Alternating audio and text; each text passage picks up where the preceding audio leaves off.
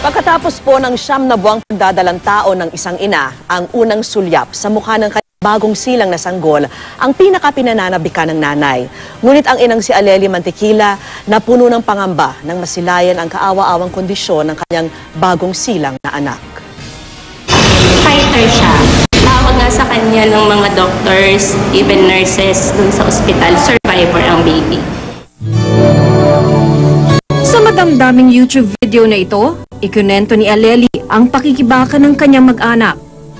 Ipinanganak ang kanyang anak na si Raver na may lumalaking bukol sa kaliwang pisngi at sa leeg na mas malaki pa nga sa kanyang ulo.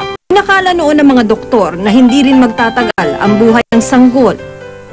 Ngayon, 3 taong gulang na si Raver. Naoperahan man ang bukol sa leeg, patuloy namang lumalaki ang kanyang pisngi na nakaapekto na sa kanyang dila. Kung tutuusin, nakakaluwag noon ang pamilya ni Raver. Parehong may regular na trabaho ang mag-asawang Aleli at Renan. Ngunit dahil halos buong taon ng 2011 na nasa ospital si Raver, nabaon sa utang ang mag-anak. Nang muli kaming bumisita sa espesyalista, our patient si Raver has congenital hemangiolymphangioma. What he does need right now is a CT scan with angiography. Para makita natin kung yun ang actual feeding vessel.